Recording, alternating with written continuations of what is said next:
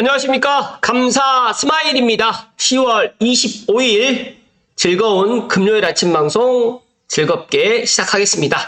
오늘의 한 줄 명언은 한 번에 잘하는 사람은 없어. 한 번 더 하는 사람이 잘하게 되는 거지. 글배우의 신호등처럼. 감사 스마일도 한 번에 잘하지는 못했습니다. 정말 꾸준하게 매일같이 아침 방송을 하다 보니까 정말 이게 저도 모르게 쌓이는 것 같아요. 감스님들도 저처럼 한 번에 잘하려고 하지 마시고 천천히 꾸준히 하시게 되면 분명히 잘할 수 있다는 말씀을 콕 하고 이야기 드립니다. 제가 엊그제 창릉천을 지나가다가 보니까 창릉천에 보이시죠? 잉어가 보니까 황금 잉어랑 옆에도 물고기들이 보이던데, 와, 창릉천에 정말 물고기가 많다는 걸 알고 있었지만 정말 이렇게 팔뚝만한 물고기들 보고 깜짝 놀랐습니다. 그리고 젊었을 적보다 황혼길 우정이 더 아름답다지요. 좋은 인연과 함께 동행할 수 있으니까 참 고맙습니다. 오래오래 건강하시기를. 감스님들 중에 저보다 연배가 많으신 분들도 많이 계시고, 또 제가 초창기 때부터 저를 응원해 주셨던 정말 감스 찐팬분들께 다시 한번 감사의 말씀을 드리고요. 항상 제가 도움이 되는 방송, 그 다음에 좋은 인연으로 남을 수 있도록 더 노력하겠습니다. 보니까 실거래가 코멘트를 갖다가 어떤 분께서 해주셨는데, 강남 빌딩 살 수 있는 돈으로 강남 아파트를 사는 중이다. 그리고 비네임드 단지들이 신고가가 또 나오기 시작했고요. 제가 여기 눈여겨봤던 게 초역세 신축 대형 기준 판교가 과천보다 고가 거래됐다고 합니다. 이게 아무래도 이제 일자리하고 또 연관이 되지 않았나 또 저는 그렇게 생각을 하고요. 광명 아크포레가 24년 들어서 최고가로 전고점을 육박했고요. 평촌 선도지구 유력한 꾸만신 저층이 24년 또 최고가, 그리고 강면 뉴타운도 입주 앞두고도 아직 탄탄한 모습이다.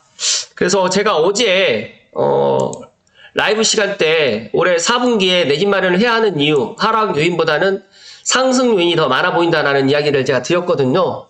혹시 못 보신 분들은 오늘 시간 내셔가지고 중반부터 보시면 제가 오프라인 다녀와서 정말 감사 스마일 총평으로 해서 한 장짜리로 해가지고 제가 다 이야기를 드렸습니다. 그래서 어떤 부분을 갖다가 중점적으로 보아야 되는지 그런 것들이 조금 궁금하시면, 괜히 제가 감사 스마일이 정말 요거 더 먹으려고 말씀을 드린 게 아니라 일단은 지금은 내 집 마련을 갖다 해야 되는 그런 시기다. 그러니까 시기를 갖다가 내년 상반기나 내년 하반기로 늦추셔도 상관은 없지만, 제가 제 나름대로 분석을 해보고 또 전문가분들의 그런 강의라든지 그런 또 조언을 듣다 보니까 지금이 오히려 내 집 마련을 갖다 해야 되는 그런 시기가 저는 그렇게 보고 있습니다. 그렇기 때문에 감사 스마일이 부동산을 해서 또 그런 이야기를 드린다는 오해를 하지 마시고, 내가 대출 능력이 감당이 된다든지 아니면 내가 종잣돈 있으신 분들은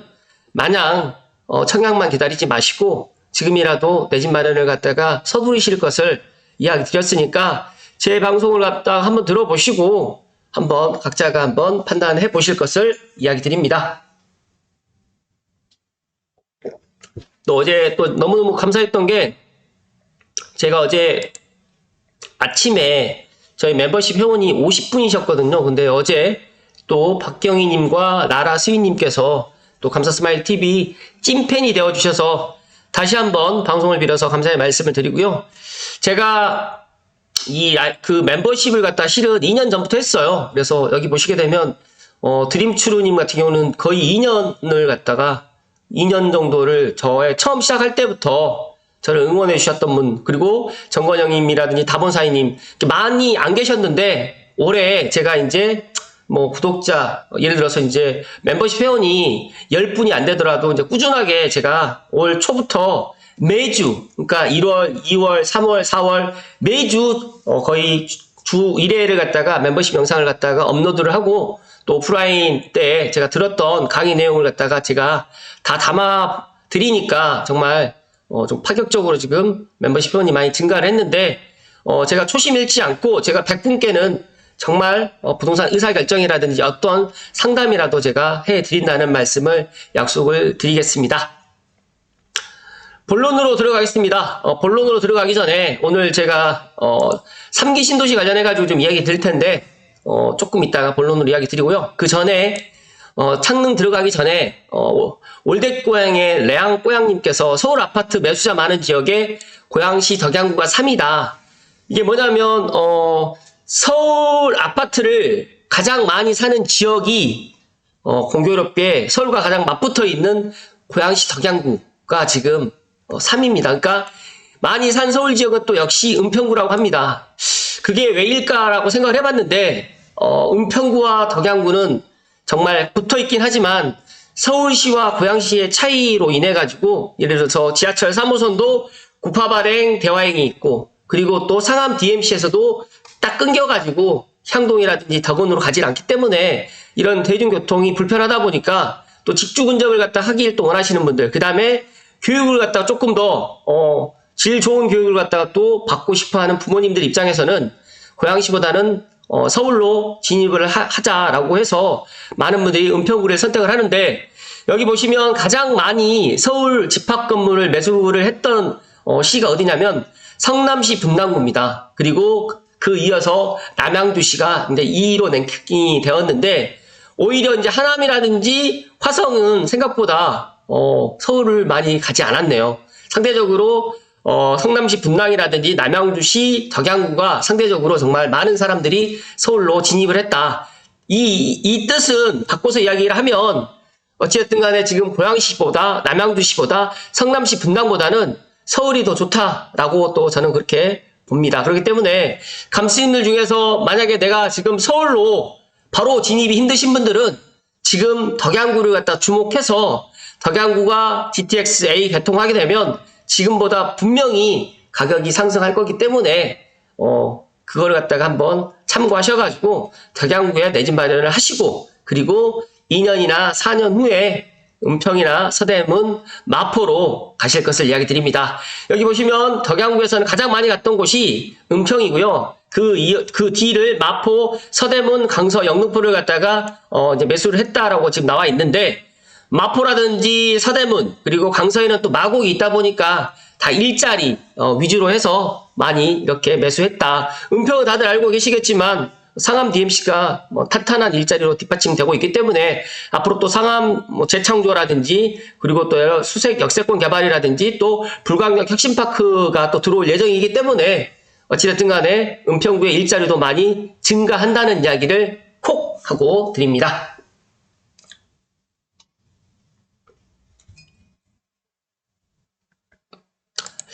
제가 이 오윤섭님의 부자노트로 이야기를 드릴 텐데요. 어제 저희 찐팬분께서 이 블로그 글을 갖다 저에게 보내주셨어요. 그래서 제가 찐팬 단톡방에다가 이거 공유를 했는데, 제가 엊그저께 3기 신도시 관련해가지고 3천 세대가 뭐 증가한다라는 이야기를 했는데, 오윤섭님께서 관련해가지고 조금 그 일반인들이 생각하지 못한 부분을 갖다가 조금 풀어주셨습니다. 그래서 관련해가지고 한번 이야기 드려볼 수 있도록 하겠습니다. 혹시라도 감사스마일 TV를 우연찮게 시청을 하셨거나 아니면 감사스마일 TV를 갖다가 꾸준하게 시청을 했는데 뭐 구독을 안 눌러주신 분들은 구독 버튼이라든지 좋아요 버튼을 팍팍 눌러주십시오.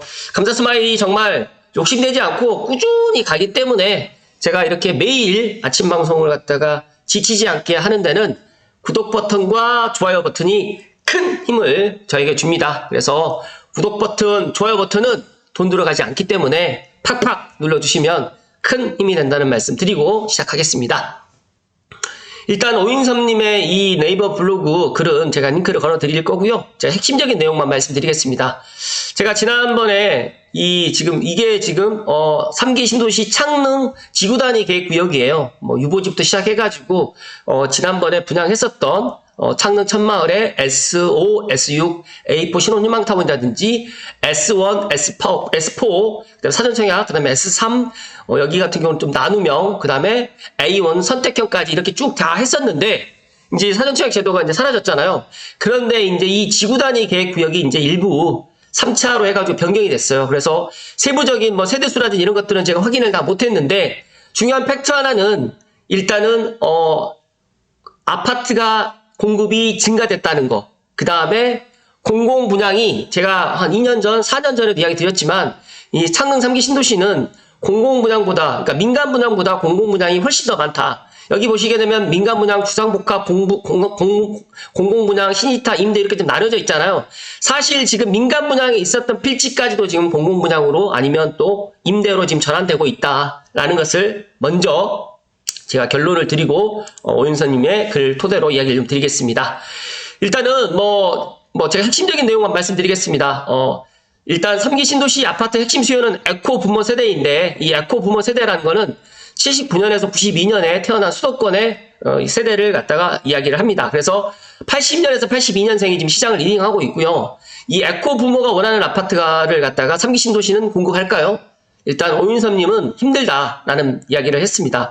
그 이유는 정부에서는 공공아파트라든지 그다음에 소형 신도시를 조성하고 있기 때문에 지역 이상은 물론 교육 환경이라든지 주거 환경 쾌적성을 기대하기 힘들다. 생활 인프라도 마찬가지다. 그래서 공공 분양 물량이 너무 많기 때문에 구매력 있는 상주인구가 더 적고 쇼핑몰이라든지 병원, 은행, 식당 등 리테일 확충이 더디게 진행될 것이다. 또 신도시 생활 인프라에서 가장 중요한 3기 신도시의 광역철도망 선개통 공약은 이미 물 건너간 지 오래이다. 이거는 팩트입니다. 원래는 선입주 후, 그러니까 선교통 후 입주라고 이야기를 했는데 지금 창릉 천마을 입주할 때쯤 창릉역 개통을 하지 못하거든요. 제가 지금 확인한 바에 의하면 2031년 전후가 될 것 같아요. 그렇다면 고양 은평선도 지금 내년에 실시 계획이 들어가고 내후년에 지금 착공이 들어간다고 가정을 하더라도 2030년에 개통하기는 사실상 힘듭니다. 빨라야 2030년이고 조금 늦어진다고 하면 31년인데 이것도 지금 서부선하고 직결되는 부분이라든지 서부선이 아직 착공이 들어가지 않았기 때문에 이런 것들도 조금 더 딜레이 될 수 있다 보니까 창릉 천마을 들어오고 지금 이야기 드렸던 S1과 S4 블럭이 2029년에 입주한다고 하더라도 지금 창릉역 GTX-A는 이용하지 못한다. 그런데 지난 10월 18일 날 3차 지구계획 변경안을 고시했습니다. 그래서 제가 이걸 가지고 지난 월요일에도 제가 이야기 드렸는데 여기 창릉지구 아파트 건립계획을 보면 놀라지 않을 수 없다. 이거는 이전 계획보다 일반 아파트 3,000여 가구로 늘린 게 문제가 아니라 일단 민간 분양 물량이 4,416가구에 불과합니다. 오인섭님 같은 경우에는 이걸 정말 세부적으로 뜯어서 본 것 같은데 저는 한 6,000세대가 민간 분양이 나올 거라 예상을 했는데 그것보다 좀 적은 것 같고 여기에서는 주상복합은 제외를 했습니다. 주상복합 같은 경우에는 창릉 역세권에 컴팩트 시트로 들어가는 그런 단지로 들어올 거고요. 아마 창릉역의 주상복합 단지는 분양가 상한제에 적용을 받지 않을 것 같다라는 말씀드리고 지금 또 창릉 역세권에 대기업 정말 우리가 이름만 대면 알 수 있는 그런 우수 대기업이 지금 접촉을 하고 있다라는 이야기도 있습니다. 어찌됐든 간에 자세한 이야기는 제가 확실하게 결정이 되면 말씀드릴 텐데요. 민간 분양을 제외한 나머지 창릉지구 아파트 이걸 보시게 되면 공공 분양이 12,000세대, 분양 전환되는 공공 임대가 3,200세대, 분양 전환되지 않는 공공 임대만 거의 한 6,000세대, 6,000 가구라고 제가 말씀드리겠습니다.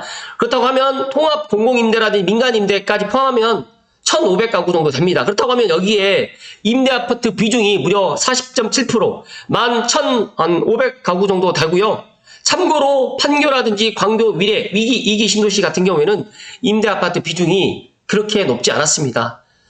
삼성이라든지 원흥이라든지 지축 보시게 되면 임대 아파트가 있습니다. 근데 생각보다 지금 3기 신도시는 이 임대 아파트 비중이 제가 생각했던 것만큼 지금 오인섭 님도 이걸 꼬집어 주셨는데 그래서 제가 몇 년 전부터 무주택자분들 3기 신도시만 기다리지 말고 삼성벨트 덕양구에 정말 10년, 5년 된 아파트를 6억에서 9억 사이로 아파트를 매수하라라고 좀 강조했던 이유 중에 하나가 이겁니다. 그런데 많은 사람들은 공공 분양을 받으면 정말 싸게 아파트를 분양을 받을 거라고 생각을 하시는 분들 때문에 지금 어찌됐든 간에 창릉에 대기 수요가 상당히 많이 있고 또 서대문이라든지 마포라든지 은평에서 아파트, 나홀로 아파트라든지 빌라에 거주하시는 분들이 이번 기회에 내가 아파트를 분양을 받아보자라고 생각을 하시는 분들이 창릉을 기다리는데 제가 생각했을 때 창릉의 그런 메리트는 우리가 지금 생각하는 것보다 많이 떨어질 것 같다라는 게 감사스마일의 내피셜이고 오윤섭님께서도 이거를 지적해 주셨습니다.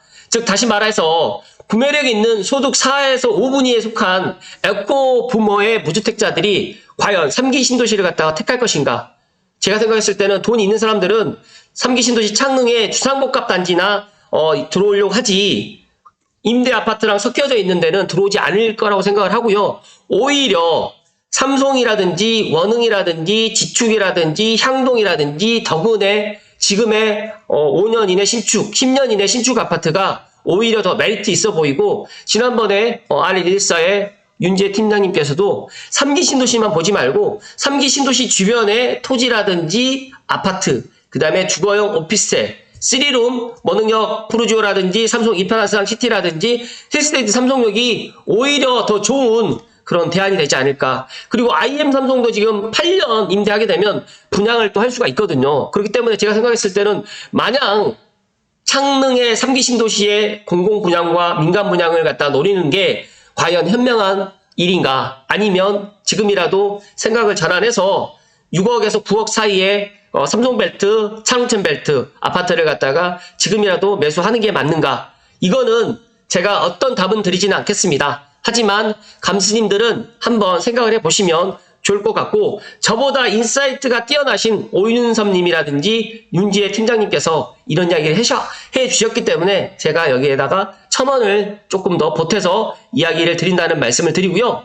창릉 천마을 본청약 분양가가 나오게 되면 이제 어느 정도 가이드라인이 나올 겁니다. 그리고 제가 지난번에도 계속해서 이야기 드리지만, 창릉이 이쪽이 창릉천 기준으로 해서 왼쪽 편이 이제 1단계, 그리고 창릉역 GTX 아래쪽 편이 이제 창릉 테크시티가 들어가는 여기가 2단계, 그 다음에 삼성과 맞닿아 있는 이쪽 북쪽에 있는 용두 사거리 쪽이 3단계로 아마 이게 조성이 되는데, 제가 생각했을 때 1단계나 2030년 정도에 입주가 가능하지, 2단계, 3단계는 제가 아무리 생각을 해봐도 35년 전에는 입주가 안 될 것 같고, 이 1단계, 2단계, 3단계가 다 마무리되는 시점은 정말 2040년이 되지 않을까. 그러다 보니까 이 GTX역 컴팩트 시티가 이 조성되는 것도 빨라야 2030년대 초반, 그러니까 2031년 전후로 해서 이쪽으로 아마 할 것 같고, 이때 아마 뭐 주상복합 뭘 분양을 한다든지 이렇게 되게 되면 여기에 GTX역에 들어오는 아파트들은 주상복합 그런 건립기간을 감안해서는 2035년, 그렇다고 하면 이 유보지라든지 이 용두 사거리 쪽 같은 경우에는 2040년을 저는 봅니다. 그렇기 때문에 지금이라도 마냥 공공분양, 그 다음에 뭐 신혼희망타운, 만약에 종잣돈이 없으시면 기다려야 되겠지만, 종잣돈이 있으신 분들은 창릉 3기 신도시 주변 맞닿아 있는 뭐 도려울 마을이라든지 삼송이라든지 지축이라든지 향동을 갖다가 눈여겨보실 것을 감사스마일이 소신껏 이야기를 드립니다. 제가 이 이야기를 갖다가 하게 되면 사전청약 당첨되시고 이제 본청약 기다리신 분들은 많이 이제 딜레마에 빠질 수 있겠지만, 사전청약 당첨되신 분들은 기다려야 된다라는 말씀을 단호하게 이야기 드리고, 제가 오늘 아침에 또 나오다 보니까 뉴스에 LH에서 사전청약 인상분을 갖다가 LH에서 부담을 또 할 수도 있겠다라는 그런 이야기가 있던데, 이거는 확실하게 결정이 되면 제가 다시 한번 말씀을 드릴 거고요.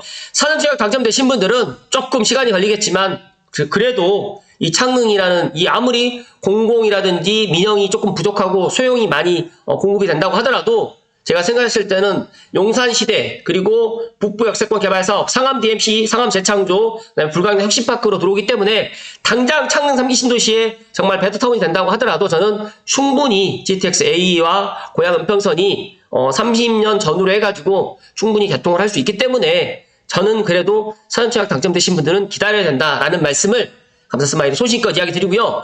여기 보시게 되면 3기 신도시는 좋게 말하면 문재인 정부와 윤석열 정부의 의도가 함께 담긴 코아비타 시용, 좌우 동거 신도시다. 하지만 나쁘게 말하면 이맛 저맛도 아닌 짬뽕 신도시가 될 것이라고 이야기를 하지만, 저는 그래도 분명히 입지로 봤을 때는 좋아 보인다는 말씀 드리고요.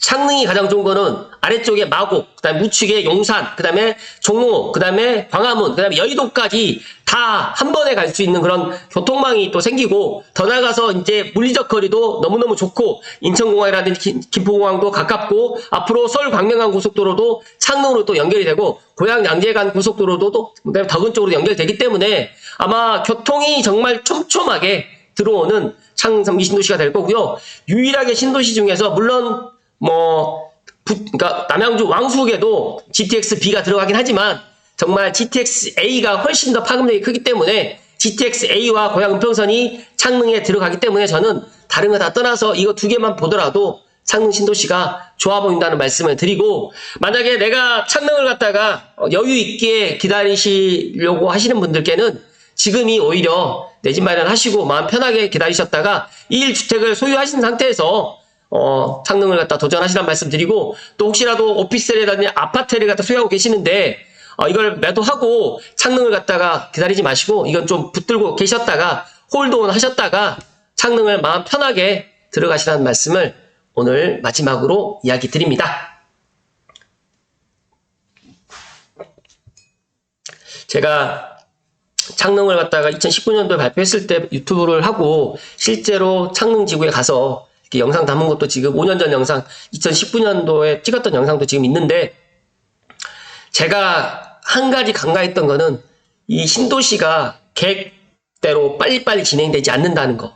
그리고 창능처럼 거의 한 4만 세대가 지금 들어오는 데는 더더욱 시간이 많이 걸린다는 걸 알게 됐고, 그리고 이제 이게 지금 이 지구단위 계획 구역이 또 변경이 돼 있고, 또 이주와 택지라든지 또 여기 소호릉 문화마을이라든지 이런 것들도 일부 또 상업지역이라든지 이런 것들이 많이 또 조정이 됐어요. 그래서 지금 현재 부동산에 걸려져 있는 지도가 또 싹 다 변경이 돼야 될 것 같은데, 결론은 감스님들만이라도 저는 어제도 제가 정말 목 터져라 이야기를 드렸듯이 제발 4분기에 올 4분기에 계약만이라도 해놓고 마음 편하게 내년 초에 잔금을 갖다 치르는 감스님들이 꼭 되시기를 말씀을 드리면서 제가 단정적으로 이야기는 드리지 않으려고 노력을 하지만, 모든 그런 지표라든지 모든 전문가분들의 의견이 올해보다 내년이 더 주택가격이 더 많이 오를 거라는 그런 많은 의견들이 있습니다.